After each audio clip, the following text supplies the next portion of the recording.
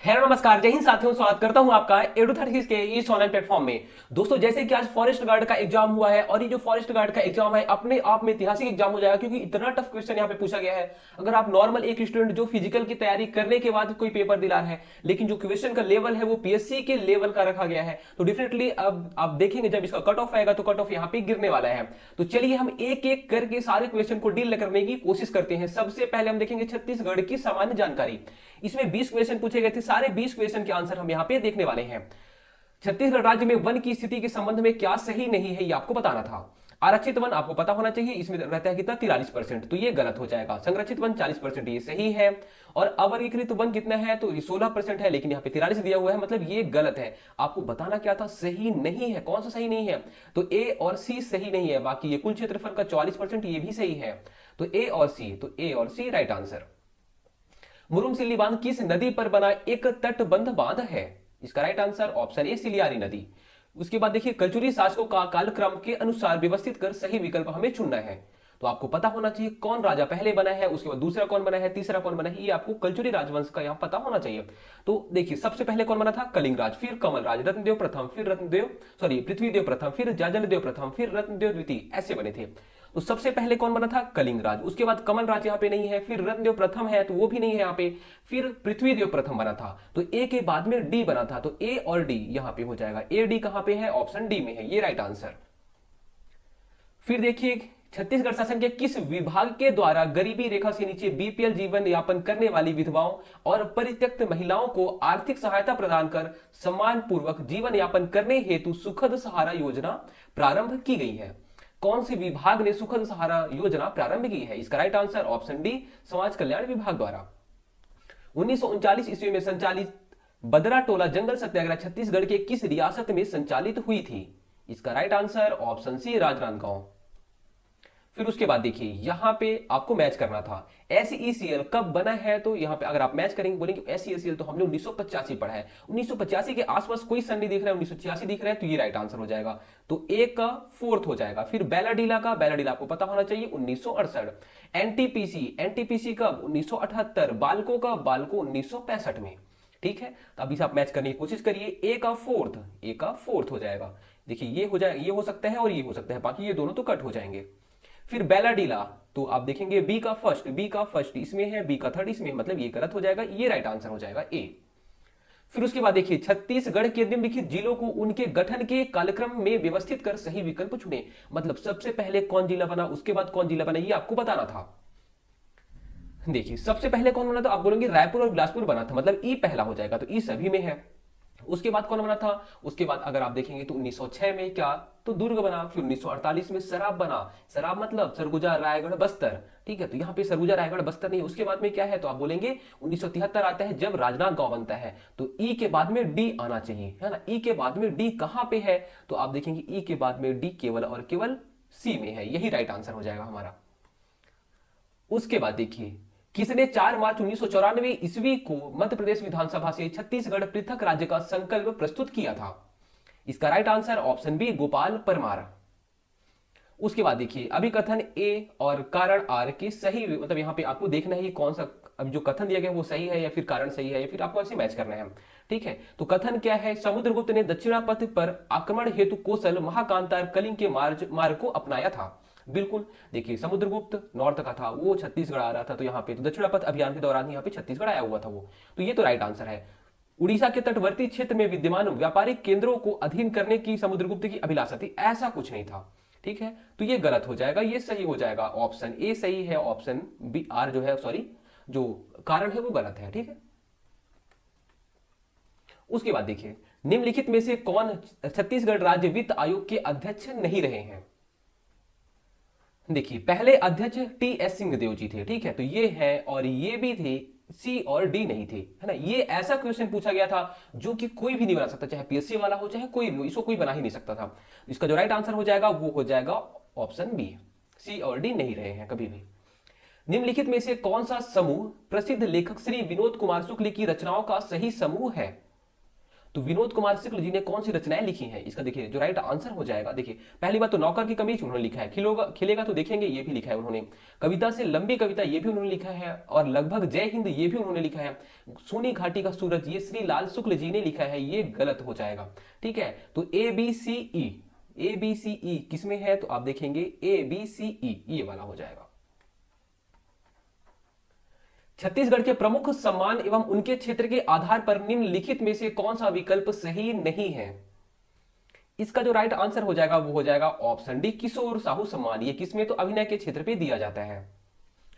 निम्नलिखित में से कौन सा विकल्प जनजाति एवं उनके द्वारा किए जाने वाले लोक नृत्य के संबंध में सही है, इसका राइट आंसर ऑप्शन ए परघौनी नृत्य बैगा जनजाति द्वारा ये किया जाता है, ये राइट आंसर है।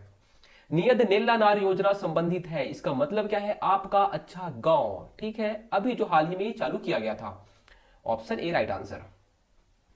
11वीं शताब्दी में छिंदक नागवंशी शासकों द्वारा बस्तर जिले में निर्मित नारायण पाल मंदिर किस विकासखंड में स्थित है, इसका right answer option A Bastar विकासखंड में। उसके बाद देखिए प्रमुख जनजाति एवं प्रमुख जिला निवास के आधार पर सही जोड़ी हमें जमाना है। कोंथ जनजाति अगर आपको पता होगा तो ये उड़ीसा वाली बॉर्डर पे रहती है, कहां पे, तो महासमुंद में, तो ए का फोर्थ हो जाएगा, अगर ए का फोर्थ आपको दिख गया तो उसी को ही राइट कर दीजिए। शहीद वीर नारायण सिंह किस जनजाति समाज से थे, बताइए, इसका राइट आंसर है ऑप्शन बी बिंजवार जनजाति। छत्तीसगढ़ में राज्यपालों की नियुक्ति का सही क्रम क्या है, तो आपको पता होना चाहिए, पहले राज्यपाल दिनेश नंदन सहाय, तो जहां भी आपको बी दिख रहा है वो हमारा सही हो जाएगा, तो बी यहां भी दिख रहा है यहां भी दिख रहा है, मतलब ये दोनों गलत हो जाएंगे। उसके बाद दिनेश नंदन सहाय के बाद में कौन बना था, तो KM सेठ जी बने थे, तो बी के बाद में ए आना चाहिए, ऑप्शन ए राइट आंसर, ये गलत हो जाएगा। फिर अभिकथन ए और कारण आर के संबंध में सही विकल्प आपको चुनना है। छत्तीसगढ़ राज्य में भूमि की उर्वरक क्षमता कम हो रही है, लोग रबी फसल के मौसम में भी धान बो रहे हैं, बिल्कुल सही है। ठीक है, बिल्कुल उपजाऊ क्षमता, जो उपजाऊ क्षमता है वो तो कम हो ही रही है ना, और लोग रबी के फसल में भी क्योंकि उनको MSP मिल जाता है ना धान का, इस वजह से रबी के फसल में भी जब क्या बोना चाहिए वहां पे, तो जब चने वाली फसल है ना, तो उसमें क्या होता है, तो उसमें जो भूमि की उर्वरक क्षमता है वो बढ़ती है, तो ये हो जाएगा यहाँ पे। अगर रबी फसल में अगर चना वगैरह बोते तो क्षमता बढ़ती, लेकिन नहीं बो रहे, इस वजह से क्षमता कम हो रही है, उर्वरक क्षमता, इसलिए दोनों सही हो जाएगा, ऑप्शन ए और आर दोनों सही है। निम्नलिखित में से कौन सा प्रतीक छत्तीसगढ़ के रामनामी संप्रदाय का प्रमुख प्रतीक नहीं है, इसका राइट आंसर हो जाएगा ऑप्शन डी लाल वस्त्र। यहां पे सफेद कपड़ा पहनते हैं वो लोग, सफेद कपड़ा होना चाहिए था। ठीक है, तो लाल वस्त्र ये हो जाएगा हमारा राइट आंसर। देखिए सबसे पहला जो क्वेश्चन है लैंग्वेज का वो है कौन सा शब्द गुरु का अनेकार्थी शब्द नहीं है, इसका जो राइट आंसर हो जाएगा वो हो जाएगा ऑप्शन सी वाणी। उसके बाद देखिए कथन कारण संबंध बताइए, राजपुत्र, इसका जो समास विग्रह होगा क्या होगा, राजा का पुत्र, बिल्कुल सही है। यह तत्पुरुष समास का उदाहरण है, यह भी बिल्कुल सही है।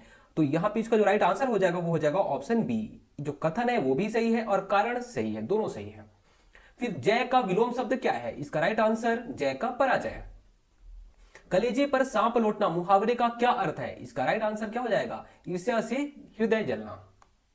उसके बाद देखिए यहां पे आपको पर्यायवाची मैच करना है। पृथ्वी, पृथ्वी को हम क्या बोलते हैं, पृथ्वी को हम बोलते हैं अवनी। बादल, पानी रखने वाला, नीरद, है ना। कमल, कमल को हम क्या बोलते हैं, कमल को हम नलिन बोलते हैं। और प्रसून मतलब फूल, और फूल को हम पुष्प बोलते हैं। तो यहाँ पे पहले थर्ड होगा फिर फर्स्ट होगा, थर्ड के बाद में फर्स्ट, कौन सा, ऑप्शन ए राइट आंसर। उसके बाद देखिए इंग्लिश का, यहाँ पे प्रीपोजिशन आपको यहाँ पे फिल करना था। ठीक है, he is not involve date dash this matter, है ना। उसके बाद देखिए I am a proud of you my son, बोलते हैं ना, अपने दोस्तों को भी बोल देते हैं कभी कभी हम लोग मस्ती मस्ती में। ठीक है, उसका देखिए this boy is good that dash nothing. उसके बाद this result depend that dash your effort, है ना। तो ऑन योर एफर्ट बोलते हैं। ठीक है, तो ऑन यहाँ पे आपको दिख रहा है ऑन, और उसके बाद ऑफ माई सन ऐसे, तो ऑफ यहाँ पे आपको दिख गया, मतलब डी राइट आंसर हो जाएगा। उसके बाद देखिए identify the adjective in the list given below, मतलब आपको विशेषण बताना है। विशेषण क्या होता है, जो विशेषता बताता है किसी चीज की, मतलब अच्छा होना आपकी विशेषता बता रहा है, टॉल मतलब लंबा होना ये भी विशेषता बता रहा है, स्मॉल होना ये भी विशेषता बता रहा है, ग्रो करना मतलब ये विशेषता नहीं है एक्चुअल में। ठीक है, और फैट मतलब मोटा होना ये भी विशेषता है। ग्रो क्या होता है, तो ये वर्ब होती है। इसलिए यहाँ पे आपको क्या बताना है कि जो भी एडजेक्टिव है, एडजेक्टिव कौन कौन से हैं, ए बी डी ई, किसमें है, बी में है, राइट आंसर।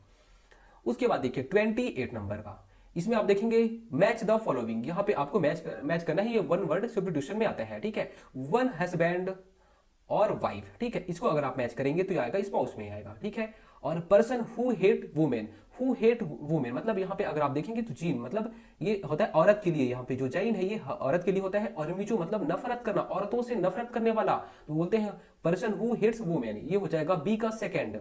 तो फर्स्ट का थर्ड और बी का सेकंड आपको कहां पे दिख रहा है, तो फर्स्ट का थर्ड बी का second, option B right answer. उसके बाद देखिए 29th, ठीक है, यहां पे आप देखेंगे I made dad dash European study, उसके बाद यहां पे अगर ये क्या है आर्टिकल है, आर्टिकल क्वेश्चन है, ठीक है, तो आई मेड ए होगा यहाँ पे, ए तो सभी में दिख रहा है। उसके बाद हम और आगे आते हैं, आपने ये तो बचपन में पढ़ा होगा, ही इज एन MLA, ठीक है, तो एन आना चाहिए लास्ट में, तो यहां भी एन नहीं आया, यहां भी एन नहीं आया, अब ये दोनों में से कोई ना कोई सही होगा। उसके बाद देखिए that dash university is the place for higher studies, उसके बाद देखिए you are late by half an hour, बोलते हैं ना हाफ एन आवर, ठीक है, तो ये हमारा राइट आंसर हो जाएगा ऑप्शन डी। उसके बाद देखिए choose the correct alternative for the assertion and reason given below, इसका जो राइट आंसर हो जाएगा वो हो जाएगा दोनों, मतलब देखिए corona is a fatal disease, बिल्कुल ये है, corona virus damage respiratory system, बिल्कुल डैमेज करता है, ठीक है, तो इसको भी डैमेज करता है, दोनों चीजों को, है ना, तो यहां पे जो हो जाएगा वो हो जाएगा ऑप्शन डी, वो थे ए और आर। उसके बाद देखिए अब आपको छत्तीसगढ़ी लैंग्वेज को यहाँ पे क्वेश्चन देखने को मिल रहे हैं। एक वचन में हम बछरू को बछरू बोलते हैं, बहुवचन में क्या बोलते हैं, गन बछरू, अब्बर बछरू और जम्मू बछरू, तीनों सही है, तो ठीक है, इसका राइट आंसर क्या हो जाएगा, ए और आर दोनों सही है, RAS से संबंधित है बिल्कुल। उसके बाद देखिए छत्तीसगढ़ी भाषा के उद्भव का क्रम बताइए, छत्तीसगढ़ी भाषा का उद्भव कैसे हुआ था, बोलेंगे हमारी जो सबसे प्राचीन भाषा थी वो पाली थी, फिर प्राकृत थी, फिर संस्कृत आती है, तो संस्कृत है यहाँ पे, तो ये सी सबसे पहले आएगा, सी आपको कहीं पे दिख रहा है, बिल्कुल डी में दिख रहा है यहाँ पे, तो ये हमारा राइट आंसर हो जाएगा। फिर प्रस्तुत जनमुला का सही उत्तर पूछिए, फूले फुले, रिंगी चिंगी, फर फरे लमडोरा, किसे बोलते हैं, मुनगा को बोलते हैं, किसको, मुनगा को बोलते हैं। उसके बाद और आगे आइए, उसके बाद देखिए किस कवि ने कालिदास की मेघदूत का अनुवाद छत्तीसगढ़ी में किया है, किसने किया है, तो मुकुटधर पांडे जी ने किया था, कहां पे, तो सरगुजा में। छत्तीसगढ़ के राजगीत की पंक्तियों को क्रम में जमाना है आपको, तो आप देखेंगे सबसे पहले कौन सा लाइन आता है, आरपा पैरी के धार आता है, तो हमारा सी हो जाएगा। उसके बाद में क्या आएगा, दूसरा अगर आप जमाएंगे तो आपको दिखेगा ऑप्शन ए, CADBA। छत्तीसगढ़ी में प्रश्नवाचक शब्द नहीं है, कौन सा नहीं है, तो ऑप्शन बी, कारण नहीं है। फिर उसके बाद देखिए यहाँ पे बोली है और कौन से क्षेत्र में बोली जाती है, लरिया कहाँ पे बोली जाती है, तो महासमुंद वाले क्षेत्र में, सरगुजिया सरगुजा वाले क्षेत्र में बोली जाएगी, बैगानी बैगा जनजाति कहाँ पे रहती है, तो बालाघाट कवर्धा में रहती है, हलवा कहाँ, हल्बी जनजाति कहाँ पे रहती है, तो बोलेंगे बस्तर क्षेत्र पे। 2 और उसके बाद में 4, 2 4 कहाँ पे दिख रहा है, ऑप्शन ए में दिख रहा है। फिर इनमें से कौन सा लोक नाट्य छत्तीसगढ़ से संबंधित नहीं है, कौन सा नहीं है, तो बोलेंगे यक्षगान नहीं है।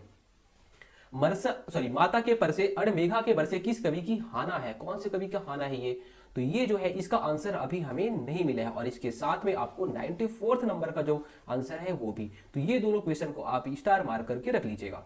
उसके बाद देखिए पदावनति शब्द का छत्तीसगढ़ी में प्रशासनिक शब्द क्या होगा, क्या होगा, तो खाले पद। मान लीजिए आप पहले TI थे, तो अब आपको क्या बना दिया गया है, SI बना दिया गया है, ASI बना दिया गया है, हेड कांस्टेबल बना दिया गया है, तो ये क्या हो जाएगा, खाले पद या फिर पदावनति।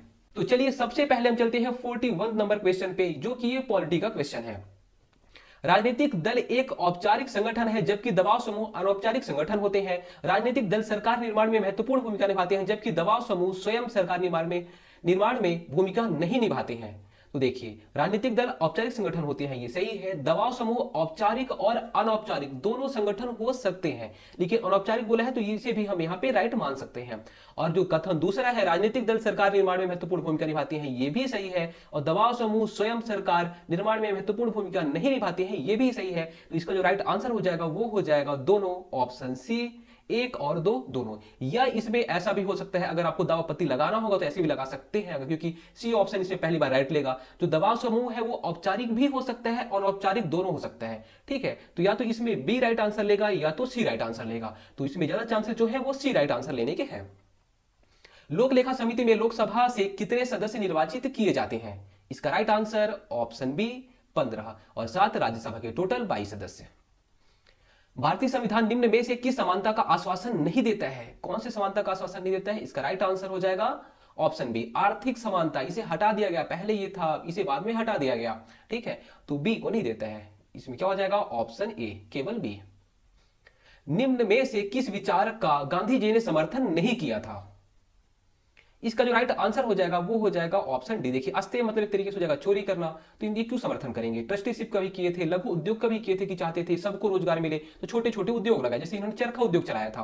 तो वैसे ए बी सी राइट हो जाएगा, बाकी जो डी है इन्होंने, यही राइट आंसर आपका हो जाएगा जिसका समर्थन गांधी जी ने नहीं किया था। भारत में राजनीतिक शक्ति निहित है, किसमें निहित है? इसका राइट आंसर राष्ट्रपति में। उसके बाद जो अगला क्वेश्चन है 46 नंबर का जो क्वेश्चन, इसमें मौलिक अधिकार आपको दिए हैं और अनुच्छेद से मैच करना है। समानता का अधिकार 14 से 18 राइट हो जाएगा। स्वतंत्रता का अधिकार हो जाएगा आपका 19 से लेके 22 तक। शोषण के विरुद्ध अधिकार 23-24 हो जाएगा। संवैधानिक उपचारों का अधिकार 32 से 35 हो जाएगा। तो 1 4 2 3, 1 4 2 3 आपको जहां भी दिख रहा होगा, option B right answer. Bharat का राष्ट्रीय कैलेंडर क्या है? किस पे आधारित है? शक संवत पे। उसके बाद 1990 में दिनेश गोस्वामी समिति का गठन इनमें से किस पर सिफारिशें करने के लिए किया गया था? इसका राइट आंसर ऑप्शन बी चुनावी सुधार। उसके बाद यहां भी कुछ अनुच्छेद दिए गए हैं, अनुच्छेदों से यहां पे मैच करना है। जैसे अस्पृश्यता का उन्मूलन किसमें है? तो ये अनुच्छेद 17 में है, मतलब ए का सी थर्ड हो जाएगा। ए का थर्ड आपको कहां पे दिख रहा है? तो बोलेंगे बी में दिख रहा है। इसके अलावा संवैधानिक उपचारों का अधिकार अनुच्छेद 32, तो बी का फर्स्ट हो जाएगा। वैसे अगर आप मैच करेंगे तो ये बी ही राइट आंसर हो जाएगा। फिर कालाक्रमिक अनुसार में आपको यहाँ पे व्यवस्थित करना है। तो ये जो क्वेश्चन है अभी हमने लास्ट टेस्ट सीरीज में लाया था और यही क्वेश्चन यहाँ पे आ भी गए हैं। भारत छोड़ो आंदोलन ये कब? तो 1940 से 42 के बीच में। अगर आपको नहीं यकीन होगा तो आप वीडियो भी देखेंगे तो आपको खाकी टेस्ट सीरीज की जो वीडियो है अभी हमने 3 से 4 दिन पहले लाया था, उसमें ये क्वेश्चन दिख जाएगा। तो भारत छोड़ो आंदोलन ये 1940 से 42 के बीच में आया था, ठीक है। तो आप ये बोलेंगे 1942 के आसपास। उसके बाद ये स्वदेशी आंदोलन ये था 1905-6 में। असहयोग आंदोलन 1919-20 में ये है ना। और नमक सत्याग्रह 1929-30 में। अब इसे आप मैच कर सकते हैं। तो बी, उसके बाद सी, उसके बाद डी और उसके बाद A. B C D A, option A right answer. Champaran Satyagraha के प्रमुख नेता कौन थे? इसका right answer option C Mahatma Gandhi. Rajendra Kumar ji ने बुलाया था, राजेंद्र प्रसाद जी ने। कहां पे? तो बिहार में, और ये गए थे। उसके बाद जो अगला क्वेश्चन है, ये देखिए क्वेश्चन कितना बड़ा सा कूट टाइप का क्वेश्चन, ऐसे पीएससी में भी जल्दी नहीं पूछता है। असहयोग आंदोलन के बारे में निम्नलिखित में से कौन सा कथन सही है, ये आपको बताना है। असहयोग आंदोलन के अंतर्गत गांधी जी ने लोगों से अन्यायपूर्ण बुरी प्रणाली के साथ सहयोग न करने का अनुरोध किया था, मतलब हम आपका सहयोग नहीं करेंगे। बिल्कुल ये सही हो सकता है। ब्रिटिश भारतीय प्रशासनिक प्रणाली को बुरा कहते हुए गांधी जी ने कानून के आतंक के भय को दूर कर दिया था। ऐसा कुछ इन्होंने क्या कानून के आतंक के भय को दूर ये नहीं कर पाए थे, है ना। बट हो सकता है थोड़ा बहुत तो दूर किए थे, पूरा तो नहीं कर पाए थे ये। असहयोग आंदोलन के तहत गांधी जी ने लोगों के से आपराधिक कानून को तोड़ने का अनुरोध किया। बिल्कुल ये सही हो जाएगा। और गांधी जी ने जेलों को महामहिम के होटल की संज्ञा दी, ये भी सही हो जाएगा। तो सी और डी ये तो सही है। यहां पे आप देखेंगे बी, तो बी को आप बोल सकते हैं कि हाँ 50-50, इसे राइट आंसर ले भी सकता है वहां जो एग्जामिनर हमारा रहेगा, और नहीं भी दे सकता। और ए सही होना चाहिए। तो एक्चुअल में ए बी सी डी चारों सही होना चाहिए, लेकिन ऑप्शन में नहीं है, तो इसे हम क्या मान सकते हैं? या तो ऑप्शन बी राइट आंसर हो जाएगा, या तो फिर ए सी डी होना चाहिए था यहाँ पे, या ए बी सी डी। तो ये जो क्वेश्चन है अब इसमें हम देखेंगे कि आखिर ये एग्जामिनर हमारा आंसर क्या लेता है, ठीक है, किस बेस पे लेता है वो। इसके बाद फिर 53 जो क्वेश्चन है उस पर बात करते हैं। मणिपुर की राजधानी क्या है? तो मणिपुर की राजधानी इंफाल है। नागालैंड की कोहिमा है। थर्ड फोर्थ आपको कहां पे दिख रहा है? ऑप्शन बी पे दिख रहा है। फिर छत्तीसगढ़ का चित्रकूट जलप्रपात किस नदी पर से संबंधित है? आप बात करेंगे, बोलेंगे इंद्रावती पे है। फिर उसके बाद देखिए 21 मार्च 23 सितंबर को पृथ्वी पर समान दिन रात होते हैं, बिल्कुल होते हैं। और सूर्य भूमध्य रेखा पर दोनों दिन सीधा चमकता है, बिल्कुल चमकता है। तो ये हो जाएगा दोनों, जो अभिकथन है और कारण दोनों सही हो जाएंगे। तो ये जो है ऑप्शन ए, दोनों जो है मतलब अभिकथन और कारण दोनों सही है। RAS की सही व्याख्या करता है, बिल्कुल। संगमरमर क्या है? तो चट्टान है ये। उसके बाद स्वर्णिम चतुर्भुज योजना का संबंध किससे है? सड़क से है। ये सारे क्वेश्चन जो है, ये भी क्वेश्चन सारे क्वेश्चन हमने टेस्ट सीरीज में दिए हैं। छत्तीसगढ़ के तातापानी को किस ऊर्जा केंद्र के रूप में चिन्हित किया गया है? किसमें? भूतापी, बलरामपुर में है ये। उसके बाद देखिए यहां पे कुछ योजनाएं दी गई हैं और योजनाएं कब लाई गई हैं वो उनकी तिथि भी दी गई है। आपको मैच करना था, आपको पता होना चाहिए हमारे यहां भी बीजेपी की सरकार है और केंद्र में भी बीजेपी की सरकार है, दोनों जगह है। तो अब ये लोग जो भी योजनाएं लाएंगे वहां से क्वेश्चन हमेशा सारे एग्जाम में पूछेंगे। तो जितनी भी बीजेपी के कार्यकाल में योजनाएं आई हैं सारी योजनाएं आपको लिख लेनी है और उन्हें अच्छे से याद कर लेना है। जितने भी फ्यूचर में एग्जाम होंगे सारे एग्जाम में योजनाओं से क्वेश्चन बनेगा। इस एग्जाम में ही अगर आप देखेंगे 3 से 4 क्वेश्चन योजनाओं से पूछे गए हैं डायरेक्ट।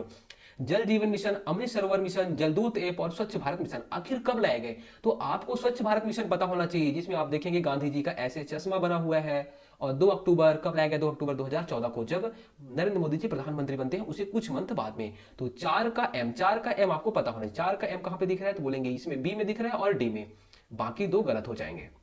उसके बाद अमृत सरोवर मिशन ये कब आया? 24 अप्रैल 2022 को। तो सेकंड का की यही दिख रहा है, मतलब डी राइट आंसर हो जाएगा।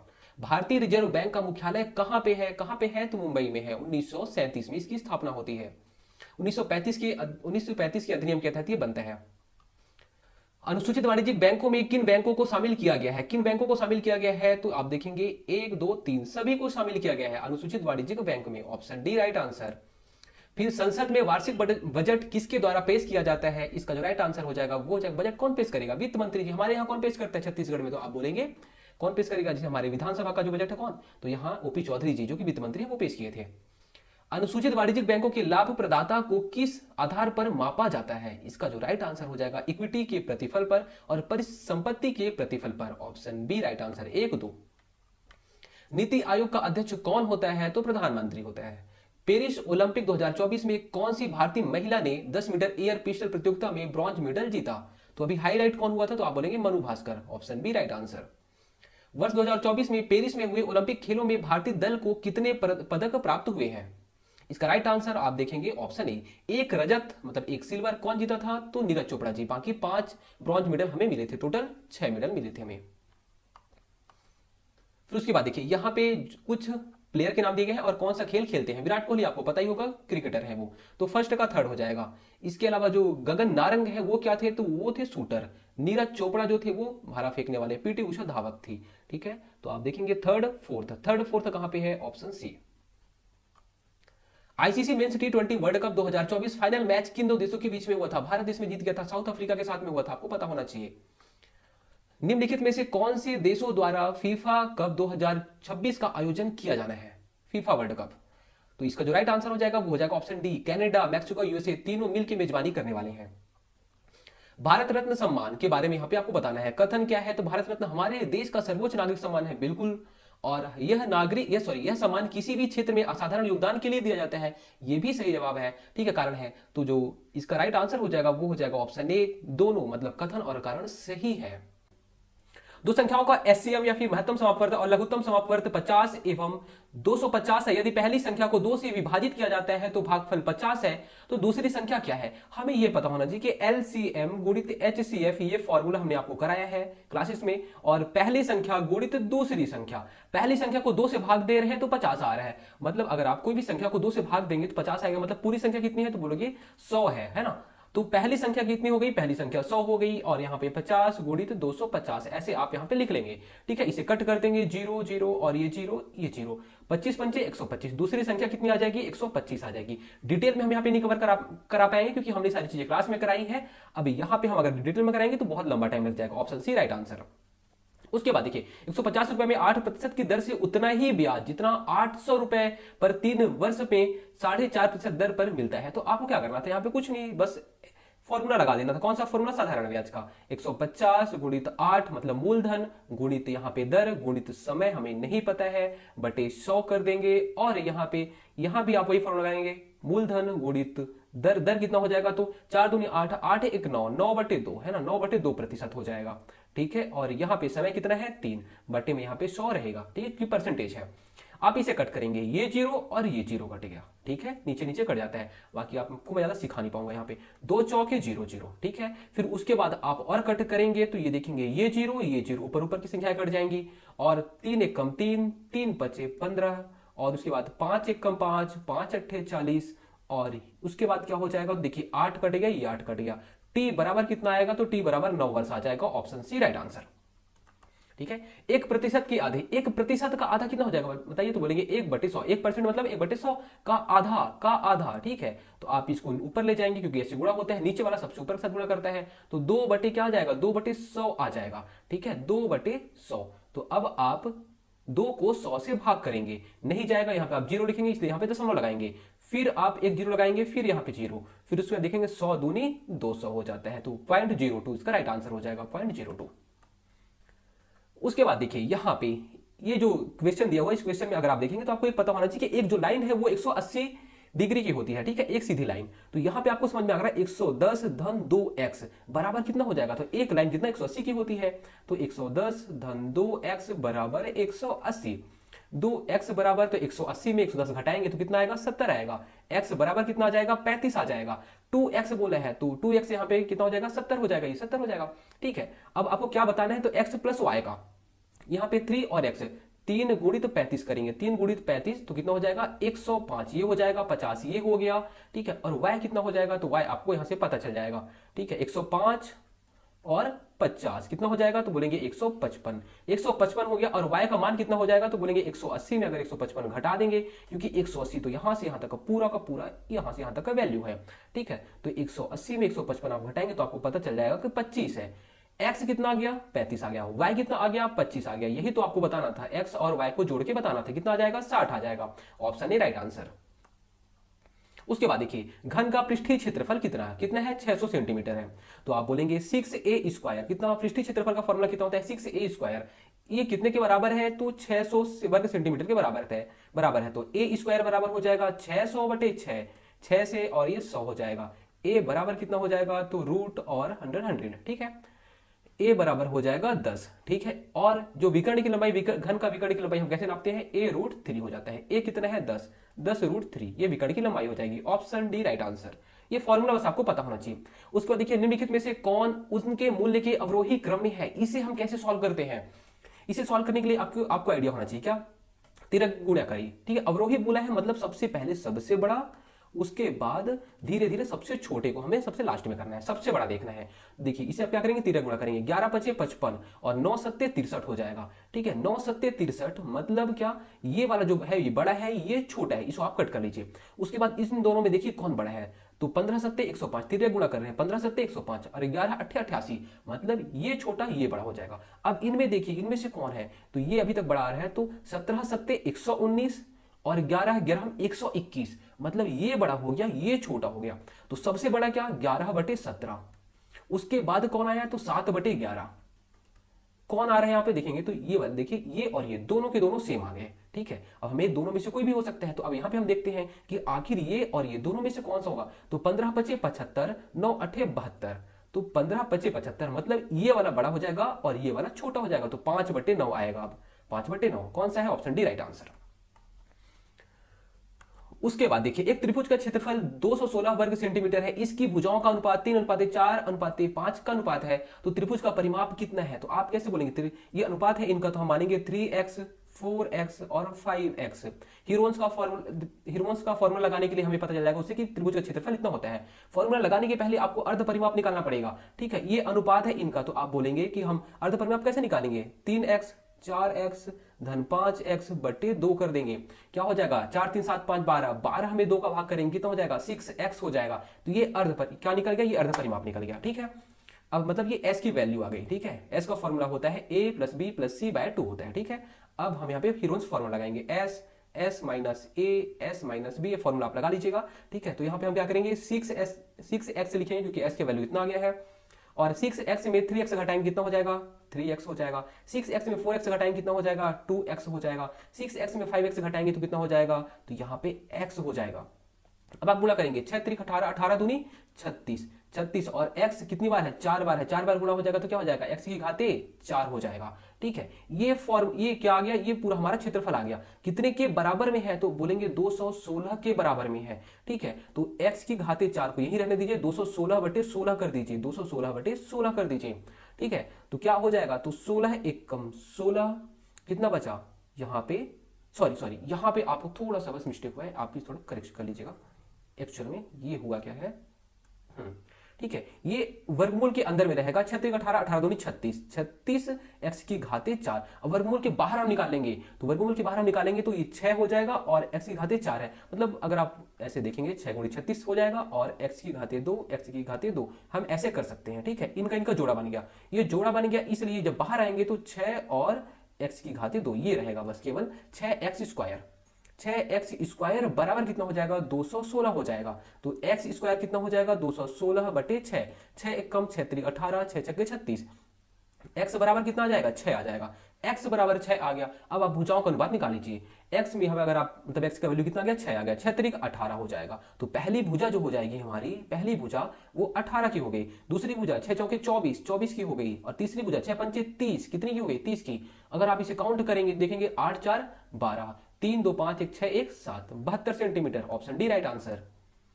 उसके बाद देखिए, ये वाला जो क्वेश्चन है इसमें आपको ये देखना है कि ये क्या, जो ए बी है, मान लीजिए हम एक ऐसी त्रिभुज बना रहे हैं। ठीक है, त्रिभुज हो गया। ठीक है, उसके बाद इसे हम ऐसे लिख देते हैं ए बी सी। ए सी कितना है 12, ए बी कितना है 6 रूट 3 और बी सी कितना है तो BC 6 है, ठीक है। और हमें पाइथागोरस थ्योरम पता होना चाहिए, AC स्क्वायर बराबर क्या हो जाता है, AB स्क्वायर धन BC स्क्वायर। अगर ऐसा है मतलब ये 90 डिग्री पे बनेगा। अगर आप इसे जब सॉल्व करने जाएंगे तो आपको पता चल जाएगा कि जो कोण B का मान है वो कितना हो जाएगा, 90 डिग्री हो जाएगा। इसे आप सॉल्व कर सकते हैं। उसके बाद देखिए इसे, ये क्रय क्रय मूल्य कितना है, क्रय मान लीजिए हम बोलते हैं कि कोई भी चीज को हम 4 रुपए में खरीदे हैं और कितने में बेच रहे हैं, 5 रुपए में बेच रहे हैं। लाभ कितने का हुआ है, तो बोलेंगे 1 रुपए का लाभ हुआ है। कितने पे हुआ है, 1 रुपए का लाभ हुआ है 4 रुपए में। हमने 4 रुपए का खरीदा, 1 रुपए का लाभ हो गया। हमें लाभ प्रतिशत ही तो निकालना है। इसे हमने अच्छे से सॉल्व किया है, किसमें, अपनी थ्योरी की क्लासेस में। 4 1 कम 4 25, हम ये देखिए 25%, ऑप्शन सी राइट आंसर। उसके बाद देखिए पाई वाला सूत्र है, पाई वाला इक्वेशन है, ठीक है, सिंप्लीफिकेशन का। इसे अगर आप पाई को हटाएंगे तो क्या हो जाएगा, 57/99, ऑप्शन बी राइट आंसर। उसके बाद देखिए अब किसी क्वेश्चन आ गया, अब साइंस क्वेश्चन आ गया। यदि दो असमान द्रव्यमानों की गतिज ऊर्जा समान है तो भारी द्रव्यमान का क्या होगा, संवेग अधिक होगा। उसके बाद देखिए कितने कूट वाले क्वेश्चन देखिए, मतलब ये पीएससी के जो क्वेश्चन, पीएससी क्वेश्चन इससे इजी पूछे जाते हैं, ठीक है। तो ये कथन दिया गया है, दर्पण का सूत्र समतल दर्पण पर भी लागू किया जा सकता है। और एक समतल दर्पण एक गोलाकार दर्पण है जिसकी फोकल लंबाई अनंत है, ठीक है। इसका जो राइट आंसर हो जाएगा वो हो जाएगा ऑप्शन ए और आर दोनों सत्य है, आर ए की सही व्याख्या करता है।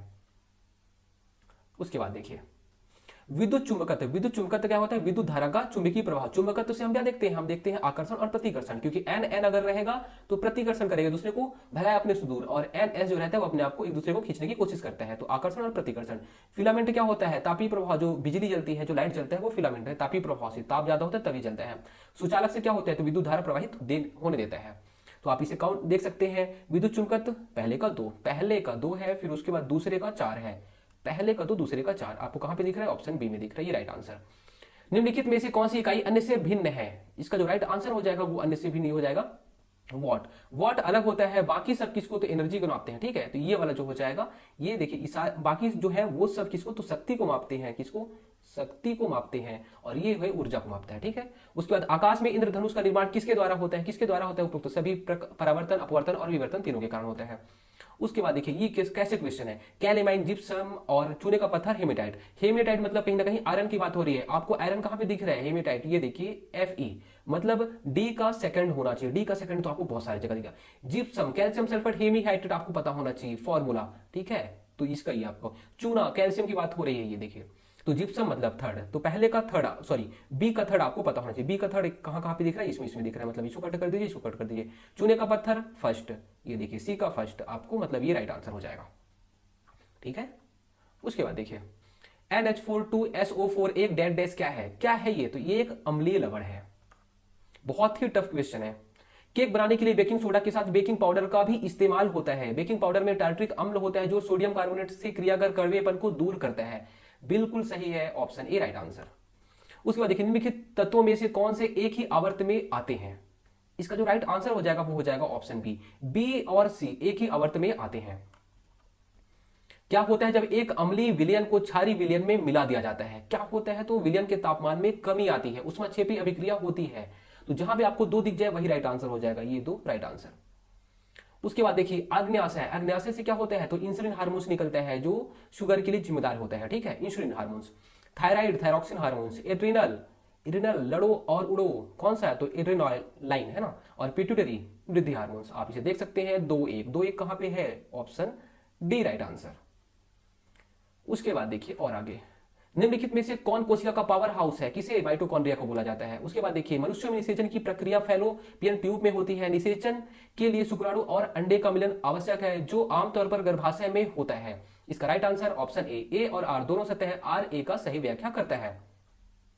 विकास के संदर्भ में प्रजाति शब्द का क्या अर्थ है, ठीक है, इसका एक्चुअल जो आंसर होना चाहिए वो अभी हमें पता नहीं चल पाया है, ठीक है, लेकिन इसका जो आंसर है वो ये हो सकता है, क्योंकि जो प्रजाति है विकास के संदर्भ में वो अनुकूलन से रिलेटेड होती है, तो या तो ये हो सकता है या तो सी, ए और सी दोनों में से कोई एक होगा इसमें, ठीक है। तो इसे आप स्टार मार्क करके रख सकते हैं।